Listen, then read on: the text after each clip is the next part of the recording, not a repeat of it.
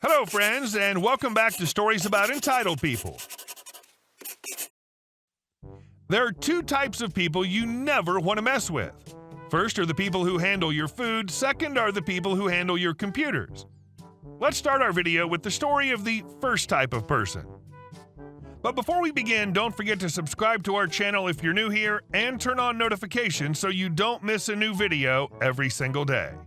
Here we go. Annoying the chef? So you want no food at all. Back in the 80s, I was a cook sergeant during my military service. Our kitchen was run by a very old master sergeant. Grumpy old B-turd, old but with a lot of muscles. If you effed up the meals, he would give you a nice paddling with a ladle or just throw something at you. Highest possible standard for food quality. Nothing burned, everything as fresh as possible, not overcooked or undercooked, and no slacking in the kitchen. Imagine Gunnery Sergeant Hartman and Gordon Ramsay had a child. That'd be him. He could lift two 25-kilogram, 100 pounds in total, sacks of potatoes at once with one hand. And he was the oldest guy at the campsite, and no one ever tried to mess with him. Why? Because of the food, and he had some background power. He knew everyone and everywhere. Was the buddy with very high-ranking officer across the country. One call from him could end or skyrocket your career. We had one unwritten rule: no unannounced crap drills for the kitchen staff or the conscripts helping during serving and preparation times, so the meals would not be interrupted. We had our drills as well, sure, but they were always scheduled short after breakfast or late in the afternoon after lunch. Meet the cast. Greg, Master Sergeant, LTD, Officer of the Day, me, TK-475, the mutated Escalope. The Officer of the Day was a freshman, greenhorn, first week at our camp. A lieutenant right from college, entitled piece of... No one liked him from start. So we were prepping lunch for around 900 people, 15 minutes until lunchtime. Just a regular day, nothing fancy, everything went smooth so far. The buffet was set up, all ready to go. We filled up all food stations when the LTD stormed into our kitchen, shouting, "ABC alert, ABC alert," for U.S. CBRN or NBC, nuclear, biological, chemical attack. Greg, confused, what's going on, Lieutenant? LTD, did I stutter or are you idiot deaf? I said, screaming right into Greg's face, ABC alert. Greg took a step back. Sir, yes sir, ABC alert, roger that. He points towards me and the other chefs. Greg, okay boys, you heard the lieutenant, we're under attack by an undefined atomer, biological or chemical threat. LTD was grinning like a spoiled little child seeing the old man bow before his highness. Greg rushes over to the gigantic tilting pans.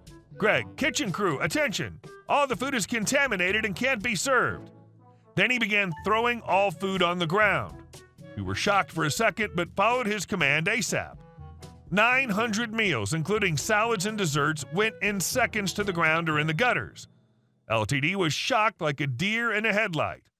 He couldn't say a word. He didn't even try to stop us. Or I didn't notice. After the carnage was done, Greg went to the LTD and gave him the deadliest stare I've ever seen and whispers with his old but deep voice, "Be careful who you call an idiot." You didn't say that this was a drill. Or did you? We're maybe just the kitchen staff, but we're soldiers just like you. We're trained to follow orders, react instantly, and not here to question anything. Now, LTD, tell me, what do we serve for lunch today?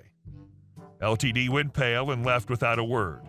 Greg went to his office and informed the major about what happened.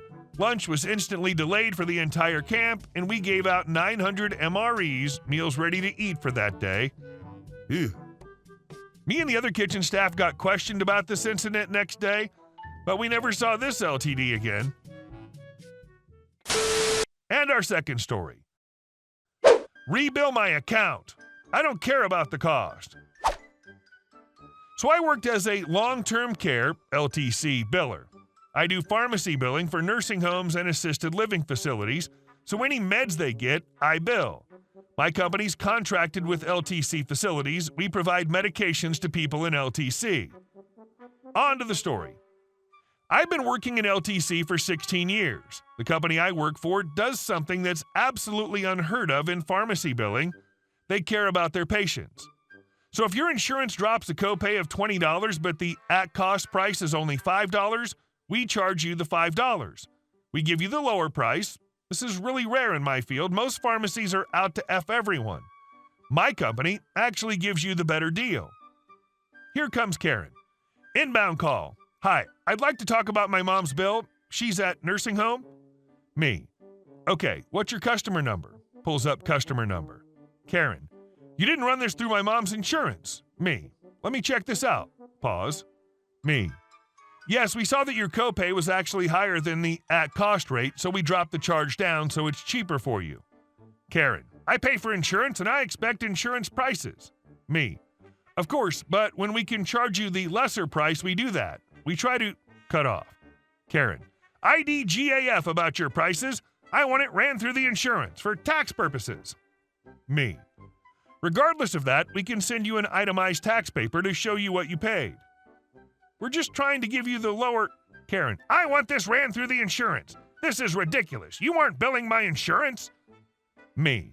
We did, but our at cost gives you a lower price, so we charged you the lower price. Karen. I'm done with this. Bill the insurance. Me. Your bill is $75. If I bill your insurance, there are some tier 3 and 4 meds, highest copays, talking $75 plus, that'll raise your bill. Karen.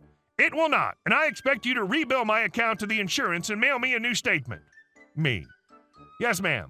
Call ends, I rebill the account. Her bill goes from $75 to $396. She gets her new bill a week later, calls back, loses her crap, of course. My boss backed me and told her that since it's been over 30 days since the meds were dispensed, we can't reverse the claims. She's stuck with the bill. Bottom line, if someone tells you they're giving you the best deal, take it. Her bill multiplied over 5 times because she thought she knew better and wanted to pay the insurance prices. Okay, lady, if you insist. And our next story. Only pepperoni and cheese? You got it, lady. This happened today while I was at work. I work at a gas station that has a pretty good pizza place in it. About halfway through my rush, an online order comes through and almost immediately the phone rings. I drop what I'm doing and go answer, expecting another order, but it was just a customer. Let's call her Karen. I asked the name and confirmed the order with the Karen. It was one large all-meat pizza, and I very specifically remembered confirming this because she said that was correct and that she would be using a coupon for it. I didn't really think anything of it and went back to work making the pies. Jump ahead about an hour toward the end of the rush and the phone rings. I again prepare to take another order, but instead am greeted by an angry customer saying that I messed up their pizza. I apologize and ask for the name so that I could look up the order, and she says Karen. It's not been that long, and I remember the name, saying absent-mindedly, "Oh yeah, I remember the order. You called to confirm, and I remember we agreed the order was correct." Karen. Well, the order I put in was for all meat, but I wanted it with only double pepperoni on one half and only cheese on the other half. Me. Okay, let me just pull up the record and we can get this sorted out for you. Karen. The only way to sort it out is for you to make me what I ordered. By this time, I had the order slip pulled up on the screen and could clearly see that there were no special instructions, but was not really looking forward to telling that to Karen. So I politely ask if she would mind holding while I talk with my manager to solve the issue, and she agrees. I head over to the manager's office and explain the situation to her. She's a very easygoing person, and I love working for her because she'll almost always just tell us to use our best judgment. The pizza here is super overpriced, and the profit margin for a single pie is somewhere around 400%. She said to just make whatever she wants, and I agreed. Back on the phone, I tell Karen that I would be happy to make the correct order for her and asked her exactly what she wanted. She said it exactly like this. I want a large, hand-tossed crust with only double pepperoni on one half and only cheese on the other half. I repeated exactly what she said and was told, yes, that it was correct. I tell Karen to give me 15 minutes and she could pick up her pizza. I make exactly what she ordered. I rolled out the large crust, tossed it out into a large size, put it in a pan, added a layer of pepperoni on one half, then put cheese over the other half. I'm sure most of you know how a pizza's prepared, and I can tell you that there was a skip step in there. You know pizza sauce? Karen did not ask for sauce on the pizza, and I made sure that I let my manager know that I made exactly what she ordered to help cover my backside when she called in to complain. When Karen came to pick up her pizza, I had my manager take it out to her and ask her if the order was correct, reading from the slip. Large hand-tossed crust with only double pepperoni on one half and only cheese on the other. Karen smiled and said yes, then took the pie and left. Jumped to the end of my shift, and my manager let me know that Karen had called in to demand a refund for her pizza because it had no sauce and was dry. Manager refused because she went over the order with Karen before she left with the pizza and told her she got exactly what she ordered. And our last story. I refused to give my sister the car, then with the help of the police, I took it back from her. At the time, brother was aged 36 to 39. I was 30 to 33, and sister was 22 to 25. My dad knew he was dying months ahead of time. He held meetings with his 4 kids. We all got a little money and a dilapidated vehicle or few. I got a very abused 1974 Porsche 914. Other vehicles went to the other siblings. Dad made sure all the paperwork was done before he passed. Everyone received things, agreed Dad's plan was fair, and nobody objected to anything. He passed. Sister had all of the vehicle keys. I hired someone to put the Porsche in storage until I could have my house and garage built. Sister was evasive about the keys. Then she and brother suddenly showed up with the car on a trailer. I had to cancel my arrangements, lose my deposit, and hustle to rearrange everything. Brother and sister teased me about this, saying I should just give sister the car if I couldn't handle it. I declined. My house had delays, and sister bought an existing house with a garage, which she offered up for the Porsche. I said no. The car went to brother's field. A few weeks later, sister told me that brother hit her car while putting my Porsche in her garage. Then she began a long game of thwarting my attempts to retrieve it. After 2 years of thwarted attempts, I called the police. They told me to come with a truck and they would stand by. Brother attempted to beat me to picking up the car, but I passed him on the highway.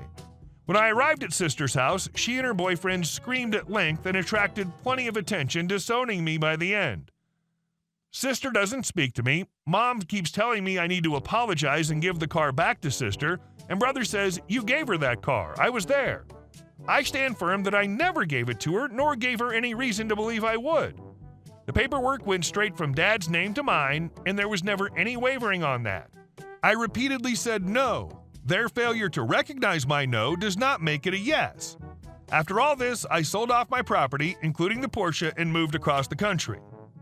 5 years later, they won't drop it. They still call me a-hole for not giving sister the car, calling the police on my own family, embarrassing sister in front of her neighbors, refusing to apologize, and abandoning my family to live amongst strangers.